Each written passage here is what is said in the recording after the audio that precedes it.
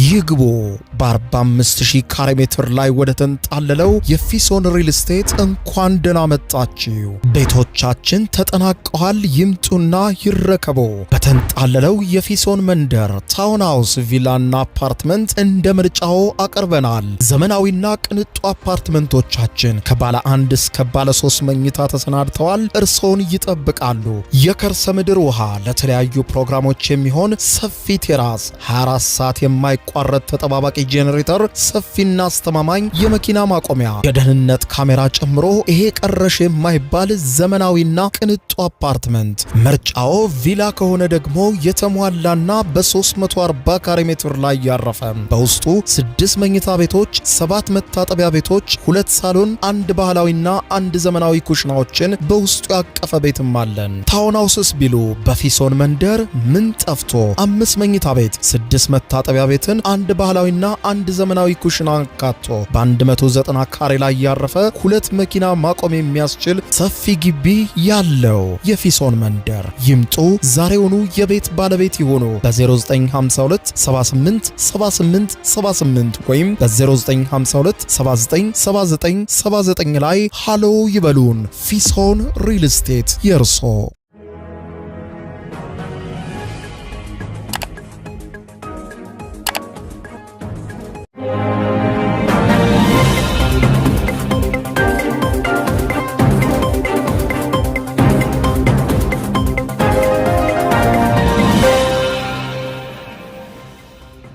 ጤና ይስጥልኝ ክቡራትና ክቡራን የዩቲዩብ ቻናል ቤተሰቦች፣ የሰዓቱን ሰበር መረጃ ይዤ ቀርብ ያለው በርከት ያሉ ፈጣን ወቅታዊ ዓለም አቀፍ ሰበር መረጃዎችን በየሰዓታቱ ልዩነት ለማግኘት የዩቲዩብ ቻናሌን ሰብስክራይብ በማድረግ የደወል ምልክቷን መጫን አትዘንጉ። ወደ ሰበር መረጃው ስናቀና ክቡራን አድማጮች፣ የአሜሪካው ፕሬዝዳንት ዶናልድ ጄ ትራምፕ ሌሊቱን ከምድረ ገጽ አጠፋታለሁ፣ ስልጣኔዋን ወደ ኋላ እመልሳለሁ ካሏት ኢራን ጋር ተደራድረው አድረዋል። ፈጽሞ ባልተጠበቀ ሁኔታ 10 ኢራን ያቀረበቻቸውን ሁሉንም ቅድመ ሁኔታዎች ያለ ቅድመ ሁኔታ በይፋ መቀበላቸውን ትራምፕ አውጀዋል። ለ2 ሳምንትም የተኩስ አቁም መታወጁን ትራምፕ ገልጸዋል። በኢራን ላይ ላደርሰው የነበረውን ጥቃት ለ2 ሳምንታት አራዝሜዋለሁ ያሉበትን መግለጫ በዝርዝር የማስደምጣችሁ ሲሆን ኢራን ደግሞ ድል አውጃለች። የአሜሪካ አገዛዝ ያልኩትን 10 ነጥብ አንዱንም ሳይጥል ተቀብሏል ተብሏል። ይህም አሜሪካ በትራምፕ በኩል እንደተቀበለችው በይፋ ያረጋገጠችው 10 ነጥቦች ራሱ እጅግ በጣም አስገራሚ ናቸው። ዝርዝሩን የማስደምጣችሁ ነው የሚሆነው። በመላ ኢራንም የድል አዋጅ መታወጁን ተከትሎ የኢራንን የድል አዋጅ ዜናም እንዲሁ የማስደምጣችሁ ሌላኛው ዘገባ ነው። በሌላ በኩል በወጡ ዘገባዎች ደግሞ የአሜሪካው ፕሬዝዳንት ዶናልድ ጄ ትራምፕ ከውስጥም ከፍተኛ ግፊት ስለበረታባቸው ጥቃቱን ቢቀጥሉ ደግሞ ከኢራን በኩል የሚመጣው ነገር ቀጠላውን ወደ ለየለት ዳፋ የሚከት በመሆኑ ትራምፕ ወደውም ሳይሆን በግዳቸው አስቸጋሪ ሆነውና ከዚህ ቀደም በተደጋጋሚ አይታሰብም በማለት የገፉትን የኢራንን ሁሉንም ቅድመ ሁኔታዎች በዝርዝር ለመቀበላቸው ምክንያት ሆኗል። ትራምፕ አማራጭ አጥተው ተገደው ነው እዚህ ውሳኔ ውስጥ የገቡት ሲሉ መገናኛ ብዙሃን ሰፊ ትንታኔ እያወጡባቸው ነው። በዝርዝር የማስደምጣችሁ ነው የሚሆነው። በሌላ በኩል ትኩረትን የሳበው ደግሞ የእስራኤል አቋም ነው። የእስራኤልን አቋም በተመለከተ ምን መረጃዎች ወጡ? በዝርዝር የማስደምጣችሁ ተጨማሪ መረጃዎች በጉዳዩ ዙሪያ ይኖራሉ። የተኩስ አቁሙ ከታወጀ በኋላ ኢራን ተኩሷን ወደ መካከለኛው ምስራቅ የቀጠለች ሲሆን ይህንን ተከትሎ ተኩሱ ወደ መካከለኛው ምስራቅ የቀጠለው ለምንድን ነው? በዝርዝር የምታደምጧቸው መረጃዎች አሉ። እንዲሁም በዛሬው ዕለት ተጠባቂው ደግሞ ትራምፕ በድንገት አዋጅ ማወጃቸውና ራሳቸውን ጦርነቱን ለማውጣት የ2 ሳምንት የተኩስ አቁም ማወጃቸውን ተከትሎ የመካከለኛው ምስራቅ የአረብ ሀገራት ውሳኔና አቋም ከወዲሁ እየተጠበቀ ይገኛል። ፈጽሞ ያልተጠበቀ ሌሊት ነው የታለፈው በመካከለኛው ምስራቅ። እነዚህ ያስደመጥኳችሁና ሌሎችንም ተጨማሪ ዝርዝር መረጃዎች በዝርዝር ላስደምጣችሁ፣ አብረን እንከታተለው። ዓለምን ከፍተኛ ስጋት ውስጥ ከቶ የነበረውና በመካከለኛው ምስራቅ ታይቶ የማይታወቅ የጥፋት አሻራ ያሳረፈው የአሜሪካና የኢራን ጦርነት ባልተጠበቀና ድንገተኛ ዲፕሎማሲ ሌሊቱን ረገብ ብሎ አደረ። የአሜሪካው ፕሬዝዳንት ዶናልድ ጄ ትራምፕ አጠፋታለሁ፣ የዛሬን ሌሊት አታድርም፣ ወደ ኋላ ዓመታትን መልሳታለሁ፣ የድንጋይ ዘመን ቀርቧል ካላት ኢራን ጋር በፓኪስታን አማካኝነት ተነጋግረው የ2 ሳምንታት የተኩስ አቁም ማድረጋቸውንና ጥቃቱን ለ2 ሳምንት መግፋታቸውን አስታውቀዋል። ፕሬዝዳንት ዶናልድ ጄ ትራምፕ በማህበራዊ ትስስር ገጻቸው ሌሊቱን ባወጡት መግለጫ እንዳሉት ከሆነ በኢራን ላይ ያነጣጠረውን ጦርነት ለ2 ሳምንታት አስቆሜዋለሁ በማለት ገልጸዋል። የዚህ ድንገተኛ የተኩስ አቁም ዋነኛ ማጠንጠኛ የፓኪስታን ከፍተኛ ባለስልጣናት ያደረጉት የተሳካ የሌሊቱ ሽምግልና ነው ተብሏል። ትራምፕ በመግለጫቸው እንዲህ አሉ። ከፓኪስታኑ ጠቅላይ ሚኒስትር ሸባዝ ሻሪፍና ከፊልድ ማርሻል አሲም ሙርኒ ጋር ባደረኩት የተሳካ ውይይት እንዲሁም ዛሬ ወደ ማታ ወደ ኢራን ሊላክ የነበረውን አውዳሚ ኃይል እንድገታ ባቀረቡልኝ ጥያቄ መሰረትና የኢራን እስላማዊ አብዮታዊ ሪፐብሊክ የሆርሙዝ ወሽመጥን ሙሉ በሙሉ በአስቸኳይና በደህንነት ለመክፈት መስማማቱን ተከትሎ በኢራን ላይ የማደርገውን የፈንጂ ጥቃትና ድብደባ ለ2 ሳምንታት ያክል አራዝሜላቸዋለሁ ብለዋል ፕሬዝደንቱ በሰጡት መግለጫ። አክለውም ሲናገሩ የሁለትዮሽ የተኩስ አቁም ሲሉ ጠርተውታል። ይህንን ውሳኔ ያሳለፉበትን ምክንያት ሲያብራሩ ይህንን ያደረግንበት ምክንያት ቀድሞውኑ ወታደራዊ ግቦቻችንን በሙሉ አሳክተንና አልፈን በመሄዳችን እንዲሁም ከኢራን ጋር የረዥም ጊዜ ሰላምና በመካከለኛው ምስራቅ ሰላምን በሚመለከት ወሳኝ የሆነ ስምምነት ላይ ለመድረስ ከኢራን ጋር እጅግ መቃረባችን ነው ብለውታል። የአሜሪካው ፕሬዝዳንት ዶናልድ ጄ ትራምፕ ሳይጠቅሱት ያላለፉት አንድ ጉዳይ ግን አለ። ኢራን ያቀረበችውና ከዚህ በፊት አልቀበለውም ያሉትን የኢራንን የ10 ነጥብ የድርድር ሐሳብ እየመረራቸውን ቢሆን መቀበላቸውን ፕሬዝዳንት ትራምፕ ሌሊቱን አረጋግጠዋል። ይህ የኢራን ሐሳብ ለድርድር ሊሰራበት የሚችል ጥሩ መሰረት እንደሆነ አምናለሁ ነው ያሉት ፕሬዝዳንት ትራምፕ በዚሁ መግለጫቸው። አሜሪካና ኢራን ባለፈው ጊዜ ይቃረኑባቸው የነበሩ አብዛኛው ነጥቦች ላይ ከስምምነት ተደርሷል ያሉ ሲሆን ይሁን እንጂ ይህ የ2 ሳምንታት የስምምነት ጊዜ ስምምነቱ ሙሉ በሙሉ እንዲጠናቀቅና ከግብ እንዲደርስ ያስችለዋል ብለዋል ትራምፕ በዚህ መግለጫቸው። በአሜሪካ ሕዝብ ስም እንደ ፕሬዝደንትና የመካከለኛው ምስራቅ ሀገራትን ወክዬ ይህ የረዥም ጊዜን ችግር መፍትሄ ለመስጠት አፋፍ ላይ በመድረሱ ትልቅ ክብር ይሰማኛል ሲሉ መግለጫቸው ታሪካዊ እንደሆነ ተናግረዋል። የበዚህ እንዳለ ኢራን በበኩሏ ሌሊቱን ባወጣችው መግለጫ ታሪካዊ ድል ስትል ጠርታ ድል አውጃለች። ለብሔራዊ የደህንነት ምክር ቤቱም ሌሊቱን መግለጫ ሰጥቷል። በትራምፕ በኩል የተኩስ አቁም መታወጁን ተከትሎ የኢራን ጠቅላይ ብሔራዊ የደህንነት ምክር ቤት ወይም ሱፕሪም ናሽናል ሴኩሪቲ ካውንስል በሜሄር የዜና ወኪል ዛሬ ሌሊቱን ባወጣው ይፋዊ መግለጫ በኩል በፓኪስታን አሸማጋይነት የተደረሰው የ2 ሳምንታት የተኩስ አቁምን አረጋግጧል። ምክር ቤቱ ይህ ስምምነት የጸደቀው በኢራን አዲሱ ጠቅላይ መሪ አያቶላ ሙጅታባ ኻሜኒ መሆኑን ገልጾ በዚህም ክስተቱ ለኢራን ታላቅ ድል ነው ሲል አውጆታል። የዘላቂ ስምምነት ድርድርም በኢስላማባድ ፓኪስታን እንደሚካሄድም አስታውቋል። ምክር ቤቱ በሰጠው እጅግ ጠንካራ መግለጫ ኢራን ወደ ድርድር የምትገባው በአሜሪካ ላይ ሙሉ በሙሉ እምነት አታ ወይም እምነቱ አፈራርሶ መሆኑን አስምሮበታል። ለድርድሩ 2 ሳምንታት ተመድበዋል። ይህ ጊዜ በሁለቱ ወገኖች ስምምነት ሊራዘም የሚችል የጊዜ ሰሌዳ መሆኑን በዚሁ መግለጫው ላይ ጠቅሷል። በመሆኑም በመላ ሀገሪቱ የድል በዓላት በታላቅ ጥንካሬ እንዲቀጥሉም አሳስቧል። ኢራን በመግለጫውም ሁሉንም ያነሳቸውን 10ሩንም ነጥቦች አሜሪካ ያለ ቅድመ ሁኔታ መቀበሏም የምታካሂደውም ድርድር በጦር ሜዳ የተገኘውን ውጤት ቀጣይ አካል ነው ብለዋል። ከዚህ ቀደም ለድርድር አልቀመጥም ያሉትን ትራምፕ አሁን ተገደው ቅድመ ሁኔታዎችን ተቀብለው ለድርድር ተቀምጠዋልም ብላለች ኢራን። ልሂቃንና የፖለቲካ ቡድኖች በአብዮታዊ መሪዎች ቁጥጥር ስር ያለውን ይህንን ሂደት ሊያምኑበትና ሊደግፉት ይገባል ያሉ ሲሆን የጠላት በጦር ሜዳ እጅ መስጠት በድርድሩ ወሳኝ የፖለቲካ ስኬት ሆኖ ተመዝግቦልናል ብለዋል። ይህንን ታሪካዊ ድላችንን አብረን እናከብራለን፣ አለበለዚያ ግን የኢራን ሕዝብ ጥያቄን ሙሉ በሙሉ እስኪመለስ ድረስ በጦር ሜዳ ትከሻችንም እንደተዘጋጀ ነው ስትል ኢራን ጠንከር ባለ መግለጫዋ አስምራለች። የኢራን ብሔራዊ የደህንነት ምክር ቤት እንዳስታወቀው ከአሜሪካ ጋር የሚደረገው ድርድር የፊታችን ኤፕሪል 11 ቀን በኢስላማባድ ፓኪስታን ይጀመራል ብሏል። ይህ ድርድር መሰረት የሚያደርገው ኢራን ያቀረበችውን የ10 ነጥብ እቅድ አሜሪካ በይፋ ያለምንም ቅድመ ሁኔታ አምና መቀበሏን ተከትሎ ነው። የአሜሪካው ፕሬዝዳንት ዶናልድ ጄ ትራምፕ ከዚህ ቀደም አልቀበልም ያሉትና አሁን ግን በመጨረሻዎቹ ሰዓታት አስቸጋሪ ሁኔታ ውስጥ የተቀበሉት 10ሩ የኢራን ነጥቦች የሚከተሉት ናቸው። አንደኛ፣ የሆርሙዝ ወሽመጥ ቁጥጥር። በሆርሙዝ ወሽመጥ የሚደረገው የትራንዚት ጉዞ ከኢራን ታጣቂ ኃይሎች ጋር በተቀናጀ መልኩ ክትትል የሚደረግበት ይሆናል።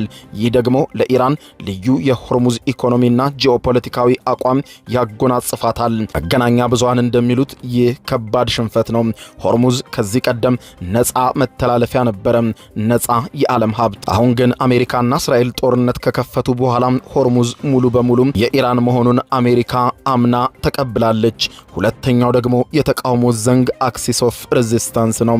የአሜሪካ በሁሉም የተቃውሞ ዘንግ አባላት ማለትም እንደ ሄዝቦላ፣ ሃውቲ ላይ የምታካሂደውን ጦርነት በአስቸኳይ አቆማለሁ ሲሉ ትራምፕ ተስማምቷል። ሶስተኛው የተቀበሉት ደግሞ የአሜሪካ ጦር ሙሉ በሙሉ ለቆ መውጣት ነው። የአሜሪካ ተዋጊ ኃይሎች በቀጠናው ከሚገኙ የአረብ ሀገራት ሁሉም የጦር ሰፈሮቻቸውን ዘግተው ማሰማሪያ ቦታቸውን ሙሉ በሙሉ አውድመው እንዲወጡ ተገደዋል ይላል። አራተኛው ደግሞ የደህንነት ፕሮቶኮል ነው።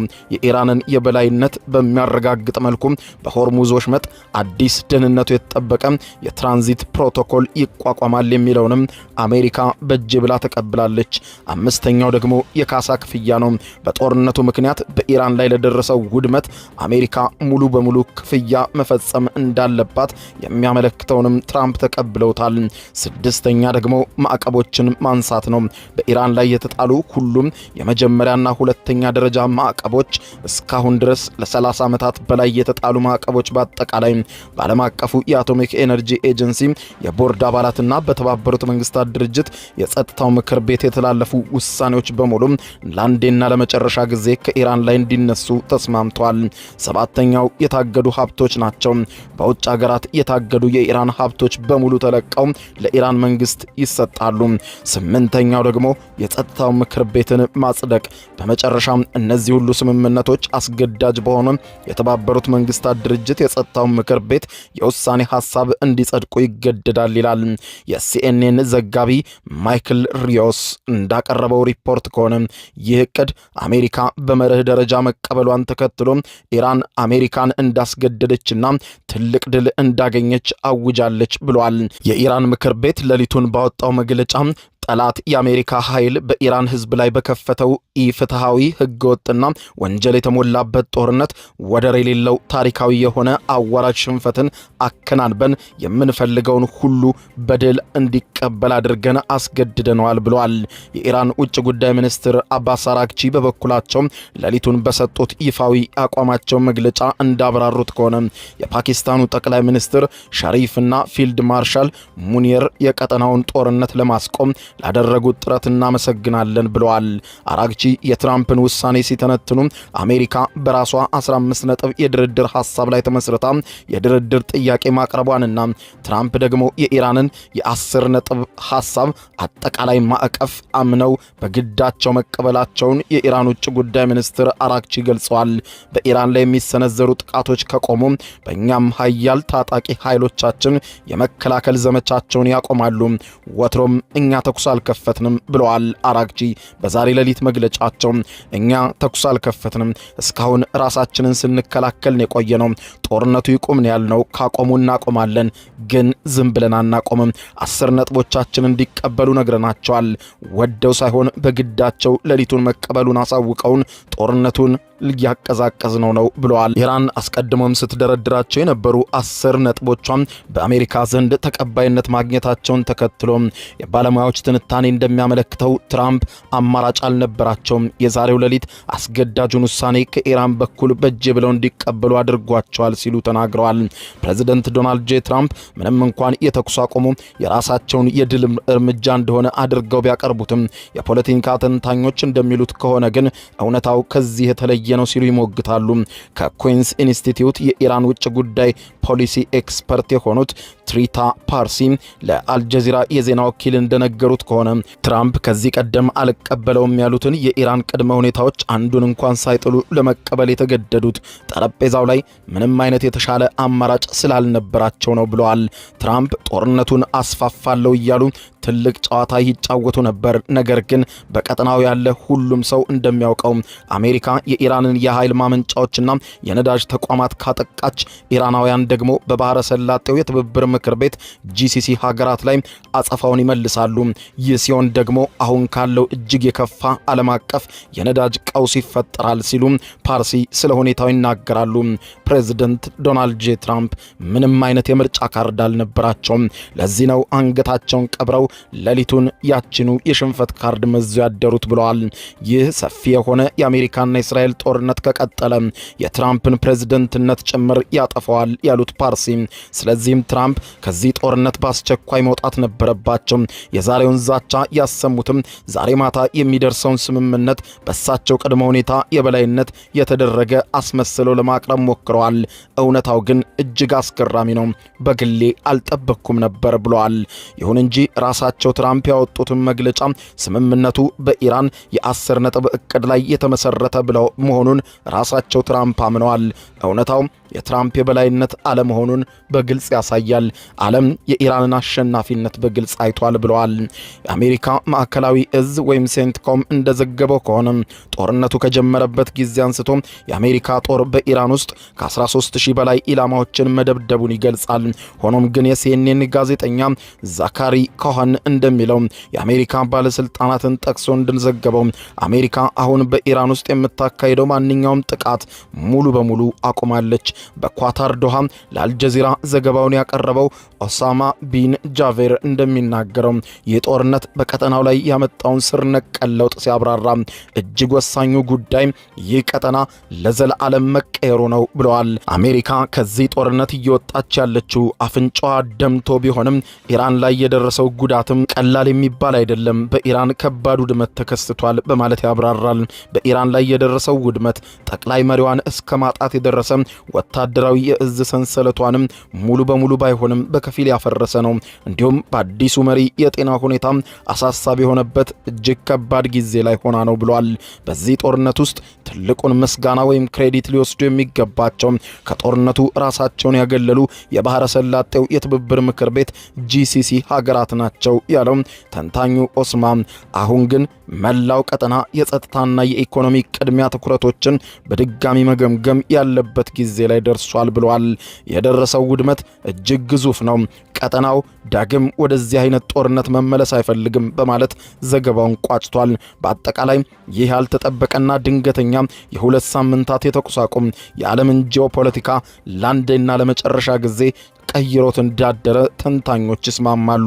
ይህ በዚህ እንዳለ ታዲያ ለመሆኑ የጦርነቱ ቀጥተኛ ተሳታፊ የሆነችው እስራኤልስ ለመሆኑ ምን አለች የሚለው በርካቶችን ትኩረት የሚስብ ዜና ነው። አሜሪካ ከዚህ ቀደም ጠረጴዛ ላይ ጭምር ማየት አልፈልግም ያለችውን ቅድመ ሁኔታ እየመረራትም ቢሆን ተቀብላ ጦርነቱን ለማቆም በወሰነችበት በዚህ ለአሜሪካ መራራ በተባለው ሌሊት ላይ እስራኤል ለመሆኑ ምን አለች?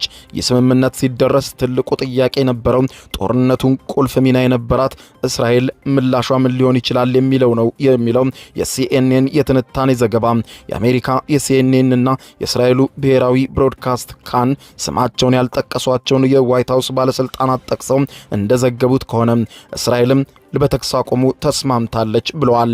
የአሜሪካው ፕሬዝዳንት ዶናልድ ጄ ትራምፕ እዚህ ውሳኔ ላይ ከመድረሳቸው በፊት ለእስራኤል ይህንን ውሳኔ ሊቀበሉ እንደሆነና ራሳቸውን ከጦርነቱ ሊያወጡ እንደሆነ ለአረብ ሀገራቱ ጭምር አሳውቀዋል ብለዋል። አንድ የዋይት ሃውስ ምንጭ ለእስራኤሉ ቻናል 12 እንዳረጋገጡት ከሆነ የተኩስ አቁሙ ተግባራዊ የሚሆነው ኢራን የሆርሙዝ ወሽመጥን ክፍት ስታደርግ ነው ብለዋል። ነገር ግን እስካሁን ድረስ በእስራኤል መከላከያ ተቋማት ውስጥ የተኩስ ማቆም ትዕዛዝ አልተላለፈም። እንዲሁም ከእስራኤልም ሆነ ከአሜሪካ ባለስልጣናት በኩል ለእስራኤል በተላለፈው መልእክት ላይ ማረጋገጫ አልተሰጠም ተብሏል። መቀመጫውን ዮርዳኖስ ዋና ከተማ አማን ያደረገው ለአልጀዚራ ዘገባ የሚያስተላልፈው ጋዜጠኛ ሮብ ባቀረበው ትንታኔ ላይ እስራኤልን ትክክለኛ አቋም በተመለከተ አሁን ላይ ከፍተኛ ጥርጣሬ አለ በማለት ይገልጻል። አሜሪካኖች እስራኤል ተስማምታለች ቢሉም እስራኤል ግን ላለፉት ሳምንታትና ወራት ድርድርን አጥብቃ ስትቃወም መቆየቷን ጋዜጠኛው አስታውሶ ያብራራል። በተለይም እስራኤል ትራምፕን ከድርድር አውጥታ ወደ ጦርነት እንዲገቡ በማድረግ ረገድ ቁልፍ ሚና ነበራት ተብሎ ይታመናል። በቅርቡ በሳምንታቱ መጨረሻ ላይ እንኳን የእስራኤሉ ጠቅላይ ሚኒስትር ቤንያሚን ኔታንያሁ ትራምፕ የጠፋውን አሜሪካ አብራሪ በማስመለሳቸው እንኳን ደስ አሎት ለማለት በደወሉበት ወቅትም አጋጣሚውን ተጠቅመው ከኢራን ጋር የተኩስ አቁም ውስጥ መግባት እንደሌለባቸውና አሁንም ያላለቀ ስራ እንዳላቸው ጫና ማሳደራቸው ተዘግቧል። የእስራኤልና የአሜሪካን ጦር ለማውደም ያሰቧቸውን ግዙፍ መሰረተ ልማቶች ኢላማ ዝርዝር እያዘጋጁ መቆየታቸው አይዘነጋም። በተለይም እስራኤል ባለፉት ጥቂት ቀናት በድልድዮችና በባቡር መስመሮች ላይ የወሰደችው እርምጃ የዚህ ዝርዝር አካል ሊሆን እንደሚችል ተገምቷል። በመሆኑም የእስራኤልን ቀጣይ እርምጃ ዓለም በጉጉትም በስጋትም እየጠበቀው ነው። በሌላ በኩል የአሜሪካው ፕሬዝዳንት ዶናልድ ጄ ትራምፕ የተኩስ አቁም ስምምነት መደረሱን እርሳቸውም የኢራንን ቅድመ ሁኔታዎች በይፋ መቀበላቸውን ካስታወቁ በኋላም ቢሆን የጦር መሳሪያዎቹ ድምፅ ገና አልረገበም። ተኩስ አቁሙ ስምምነት ተደርሶ ከታወጀም በኋላ በእስራኤል የአደጋ ጊዜ ሳይረኖች ደጋግመው እየጮሁ ነው። በርካታ የመካከለኛው ምስራቅ የባህረ ሰላጤው ሀገራትም ከፍተኛ የሚሳኤልና የሰው አልባ በራሪ አውሮፕላን ድሮኖች ከኢራን ተተኩሶባቸዋል። ኩዌትና የተባበሩት አረብ ኤምሬትስ ንጋቱን ባወጡት መግለጫ ሀገራቱ ወደ ግዛታቸው እየገቡ ያሉ በርካታ ሰው አልባ በራሪ አውሮፕላኖችና ድሮኖችን እንዲሁም ሚሳኤሎችን ጥቃት በአየር ላይ ለማክሸፍና ለማምከን ከፍተኛ ርብርብ እያደረጉ እንዳነጉ ነው የተናገሩት። የተባበሩት አረብ ኤምሬትሷ አቡዳቢ የሚገኙት ባለስልጣናት እንደገለጹት በጥቃቱ ምክንያት እጅግ ወሳኝ በሆነው የሀብሻን የጋዝ ማቀነባበሪያ ተቋም ላይ ከባድ የሆነ የእሳት አደጋ ተከስቷል ብለዋል። የአደጋ ጊዜ ሰራተኞች ይህንን እሳት ለማጥፋት ርብርብ በማድረግ ላይ እንደሚገኙ አስታውቀዋል። ሌላኛዋ የቀጠናው ሀገር ኳታር በተመሳሳይ የኳታር መከላከያ ሚኒስትር ንጋቱን ባወጣው ይፋዊ መግለጫ እንዳለው ወደ ሀገሪቱ የአየር ክልል ከኢራን የተተኮሱ በርካታ ሚሳኤሎችንና ሰው አልባ በራሪ አውሮፕላኖችን ለመከላከል እየሞከርኩ አድሬያለሁ ብሏል። ሌላኛው ባህሬን ነች። የባህሬን የሀገር ውስጥ ጉዳይ ሚኒስትር የአደጋ ጊዜ ማስጠንቀቂያ ሳይረኖች በመላው ሀገሪቱ እየጮሁ መሆኑን በማረጋገጥ ነዋሪዎች በአስቸኳይ ወደ አስተማማኝ መጠለያ ስፍራ እንዲገቡ ጠይቋል። የሳውዲ አረቢያ የሲቪል መከላከያ ማዕከላዊ በሆነችው የአልካርጅ ግዛት ውስጥ ሊፈጠር የሚችልን አደጋ አስመልክቶ የቅድመ ማስጠንቀቂያ ከወጣ በኋላ እጅግ በጣም በርካታ ቁጥር ያላቸው ሰው አልባ በራሪ አውሮፕላኖች ወደ ሳውዲ አረቢያ ተተኩሷል።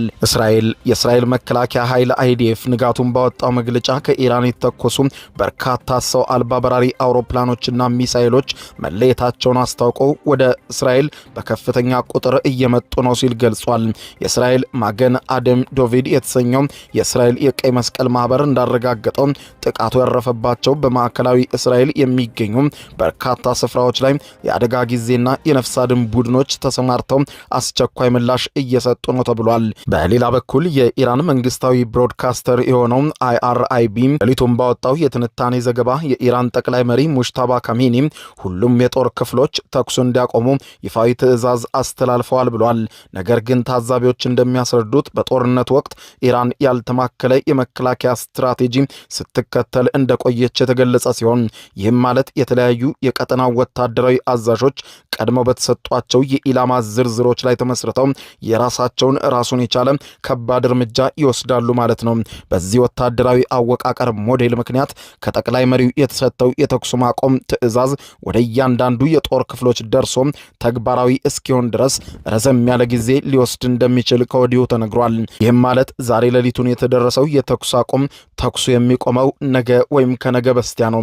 ምክንያቱም በኢራን ያልተማከለ የእዝ ሰንሰለት በመፈጠሩ ምክንያት ሁሉም የጦር አዛዦች በየራሳቸው ወደ ተሰጣቸው የቀድሞ ኢላማቸው ዝርዝር ከፍተኛ ቁጥር እየተኮሱ በመሆኑ ነው። ይህ የተኩስ አቁም ስምምነት በአሜሪካ የውስጥ ፖለቲካ ውስጥም ከፍተኛ መነጋገሪያ ትኩሳት ሆኗል። በተለይም የተቃዋሚ ዲሞክራቲክ ፓርቲ ከፍተኛ አመራሮች በትራምፕ ውሳኔ ላይ ከፍተኛ ሁኔታ እየተሳለቁባቸው ይገኛሉ። የአሜሪካ ሴኔት የአናሳው መሪ የሆኑት ከፍተኛ የዲሞክራቲክ ፓርቲ አባል ቻክ ሹመር የተኩስ አቁሙን በበጎ የተቀበሉት ቢሆንም አጋጣሚውን ግን ሪፐብሊካኑን ፕሬዝደንት ዶናልድ ጄ ትራምፕን ለመተቸት እጅግ ከፍተኛ መንገድ እንዳገኙ ተነግሯል። ሹመር በማህበራዊ ሚዲያ ገጻቸው እንዳሉት ከሆነ ትራምፕ ወደ ኋላ በማፈግፈጉ በእውነቱ ደስተኛ ነኝ። እሱን ከሚያስደስተውና ጅልነት ከተሞላበት ፉከራው መውጫ የሚሆን ማንኛውንም አይነት መንገድ በከፍተኛ ተስፋ መቁረጥ ሲፈልግ ነበረ በማለት የትራምፕን የጦርነት ዛቻና ቀጣይ የተኩስ አቁም ውሳኔ አጣጥለውታል። ይህ ንግግር የትራምፕ የጦርነት አስተዳደር በአሜሪካ የፖለቲካ ሊቃን ዘንድ ያለውን ክፍል አጉልቶ አሳይቷል። በዚህ እንዳለ የሆርሙዝ ወሽመጥ የባለቤትነት ሽኩቻ ግን የመካከለኛው ምስራቅ የባህረ ሰላጤው ትኩስ አጀንዳ ሆኗል። የተኩስ አቁም ስምምነቱ ትልቁ ፈተናና የፖለቲካ ትኩሳት ያለው በስትራቴጂካዊው የሆርሙዝ ወሽመጥ ዙሪያ ነው። ለአልጀዚራ ከሳውዲ አረቢያ ሪያድ ዘገባውን ያቀረበው ረሱል እንደገለጸው ከሆነ የሆርሙዝ ወሽመጥ ዳግም መከፈት በባህረ ሰላጤው የትብብር ምክር ቤት ጂሲሲ ሀገራት እጅግ ወሳኝና የህልውና ጉዳይ መሆኑን አስምሮበታል። ትራምፕን ከትናንት በስቲያ ጀምሮ የመካከለኛው ምስራቅ ሀገራት እየደወሉ ሲወተጉቷቸው እንደነበረም ገልጿል። እንደ ዘጋቢው ማብራሪያ ከሆነ እስካሁን ድረስ ከጂሲሲ ሀገራት አመራሮች በኩል ስለታወጀው የተኩስ አቁም በይፋ የተሰጠ ምንም አይነት መግለጫ አልወጣም። የወጡት መግለጫዎች በሙሉ የቅርብ ጊዜ ጥቃቶችን የሚያወግዙ ብቻ ናቸው ብለዋል።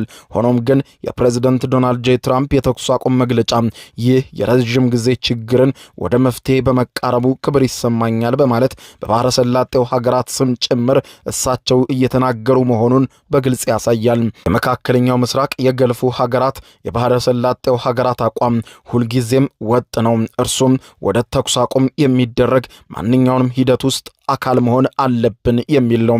ትልቁ አወዛጋቢ ነጥብ ግን የወሽመጡን ጉዳይ አሜሪካ ለኢራን ማስረከቧ ነው።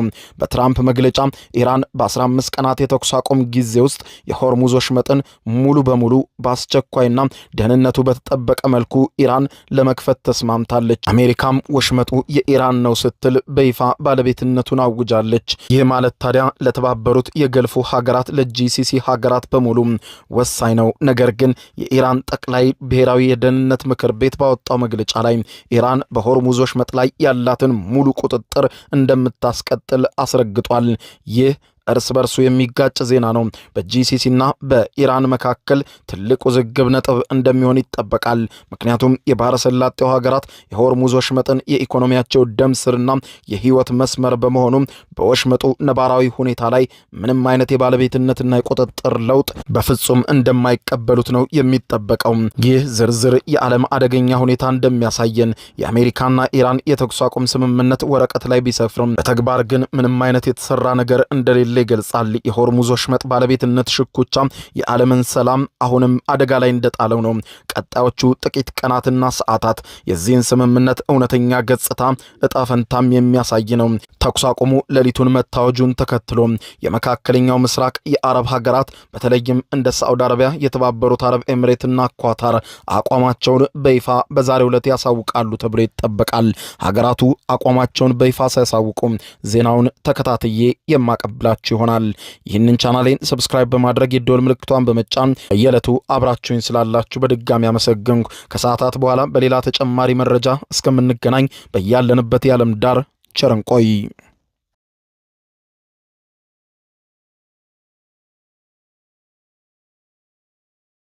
የዩቲዩብ የስኬት ሚስጥሮችን በዝርዝር የያዘው የአቤል ብርሃኑ የወይኗ ልጅ መጽሐፍ ሁለተኛ እትም በገበያ ላይ። ዩቲዩብ ለመጀመር በአጭር ጊዜ ስኬትን ለመቀዳጀት አስበዋል? ዩቲዩብ ብጀምር ስንት ብር አገኘሁም ብሎ አስበዋል? እንግዲያውስ በዩቲዩብ 2 የወርቅ 3 የብር ሽልማቶችን ያገኘው የአቤል ብርሃኑ የወይኗ ልጅ የዩቲዩብ ሚስጥሮች መጽሐፍ በዝርዝር ሁሉንም ያብራራሉታል። ዛሬውኑ ገዝተው ህልሞን እውን የሚያደርጉበትን የዩቲዩብ የስኬት መንገድ ይጀምሩ። በሀገር ቤት አከፋፋይ አዲስ አበባ ሜክሲኮ ኮሜርስ መጽሐፍት መደብር። በውጭ ሀገራት ለምትገኙ ከአማዞን ላይ ብታዙ በቀናት ውስጥ ደጁ ይደርሳል። የአማዞን ሊንኩን እዚህ ቪዲዮ ኮሜንት ላይ ያገኙታል። የዩቲዩብ ሚስጥሮች፣ ዘመኑ ጋር ተፈላጊ መጽሐፍ።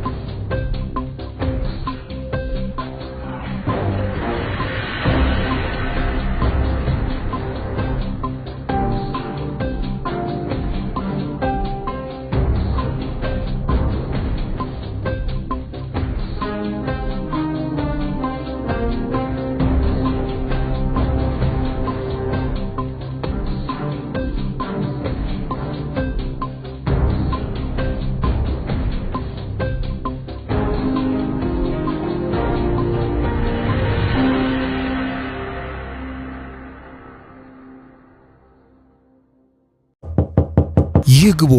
በ45000 ካሬ ሜትር ላይ ወደ ተንጣለለው የፊሶን ሪል ስቴት እንኳን ደህና መጣችሁ። ቤቶቻችን ተጠናቀዋል። ይምጡና ይረከቡ። በተንጣለለው የፊሶን መንደር ታውን ሃውስ፣ ቪላና አፓርትመንት እንደ ምርጫው አቀርበናል። ዘመናዊና ቅንጡ አፓርትመንቶቻችን ከባለ 1 እስከ ባለ 3 መኝታ ተሰናድተዋል። እርሶን ይጠብቃሉ። የከርሰ ምድር ውሃ፣ ለተለያዩ ፕሮግራሞች የሚሆን ሰፊ ቴራስ፣ 24 ሰዓት የማይቋረጥ ተጠባባቂ ጄኔሬተር፣ ሰፊና አስተማማኝ የመኪና ማቆሚያ፣ የደህንነት ካሜራ ጨምሮ ይሄ ቀረሽ የማይባል ዘመናዊና ቅንጡ አፓርትመንት። ምርጫው ቪላ ከሆነ ደግሞ የተሟላና በ340 ካሬ ሜትር ላይ ያረፈ በውስጡ 6 መኝታ ቤቶች፣ 7 መታጠቢያ ቤቶች፣ 2 ሳሎን፣ 1 ባህላዊና 1 ዘመናዊ ኩሽናዎችን በውስጡ ያቀፈ ቤትም አለን። ታውን ሃውስስ ቢሉ በፊሶን መንደር ምን ጠፍቶ 5 መኝታ ቤት፣ 6 መታጠቢያ ቤትን፣ 1 ባህላዊና 1 ዘመናዊ ኩሽና አካቶ በ190 ካሬ ላይ ያረፈ 2 መኪና ማቆም የሚያስችል ሰፊ ግቢ ያለው የፊሶን መንደር። ይምጡ፣ ዛሬውኑ የቤት ባለቤት ይሆኑ። በ0952 78 78 78 ወይም በ0952 79 79 79 ላይ ሃሎ ይበሉን። ፊሶን ሪል ስቴት የርሶ